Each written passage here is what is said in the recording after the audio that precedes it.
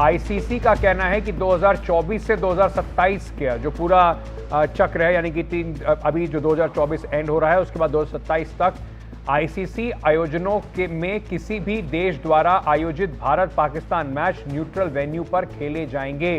ये इस बात के लिए महत्वपूर्ण है क्योंकि पाकिस्तान में अगले साल चैंपियंस ट्रॉफी होनी है, उसका कार्यक्रम जल्द ही लाया जाएगा और इसको लेकर बहुत खींचतान मची हुई थी कि भारत पाकिस्तान जाएगा या नहीं जाएगा, पाकिस्तान न्यूट्रल वेन्यू पर खेलने को तैयार होगा या नहीं होगा। उस पर आईसीसी ने अब साफ किया है कि भारत और पाकिस्तान के बीच में जो भी मैच होंगे वो न्यूट्रल वेन्यू पर खेले जाएंगे।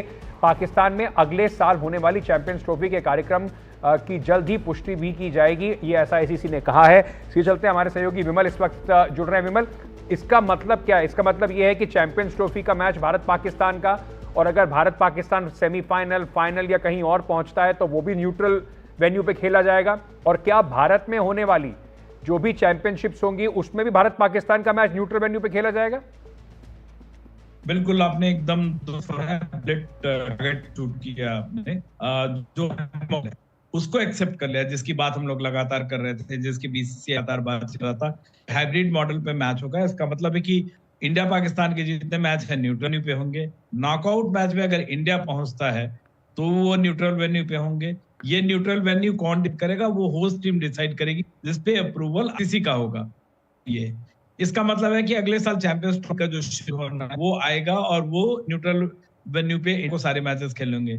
इसके अलावा 2027 तक, जैसा कि आपने बताया, जो कि आईसीसी ने इस मीटिंग में माना है कि जो भी इंडिया पाकिस्तान या ट्रायंगुलर वो न्यूट्रल वेन्यू होगा, होस्ट टीम डिसाइड करेगी with the approval of ICC.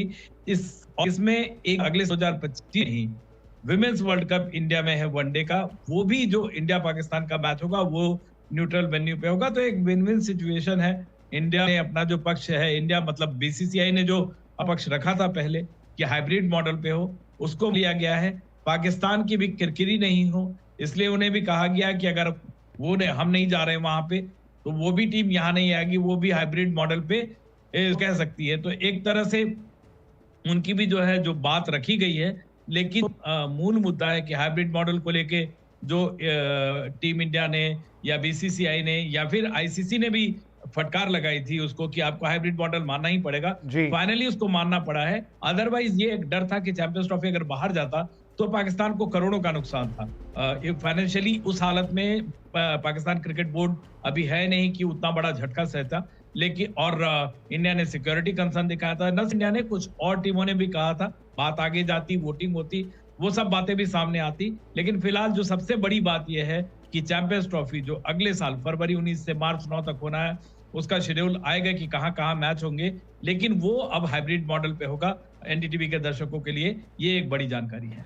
विमल, कहां पर इंडिया पाकिस्तान का मैच हो सकता है चैंपियंस ट्रॉफी, क्योंकि उसमें भी लेकर कई सारी बात चल रही थी। दुबई में क्या ये खेला जाएगा, अबू धाबी, ऐसी बहुत सारी बातें चल रही थी। बिल्कुल, न्यूट्रल वेन्यू का जो राइट्स है टेक्निकली देखिए अंकित, वो है कि होस्ट टीम को डिसाइड करना है, और इंडिया दुबई में खेलने को पहले भी तैयार था। आप चाहे श्रीलंका में भी खेले, लेकिन जो मोटे तौर पे जो एग्रीड वैल्यू ये है कि मान लीजिए जो ब्रॉडकास्टर है, अब आपने होनोलुलु में जाके बोल दिया या कनाडा में बोल दिया तो ब्रॉडकास्टर को खर्च आएगा, तो वो इसीलिए आईसीसी का अप्रूवल थी उसमें। और आपने वेन्यू जो है, मुझे लगता है जो तक बातचीत चल रही थी वो दुबई को लेकर बातचीत चल रही थी। उन्हें होस्ट ग्राउंड भी है, क्योंकि वो ज्यादातर मैच जो विदेशी बड़ी टीमें आती हैं वहीं पे खेलते हैं। तो ये, और इंडिया को उससे कोई परेशानी अब तक नहीं। और इस मीटिंग के मुझे लगता है ज्यादातर 90% है कि वो यूएई में ही होना है, दुबई, अबू धाबी। चलिए, बहुत बहुत शुक्रिया हमारे साथ जुड़ने के लिए।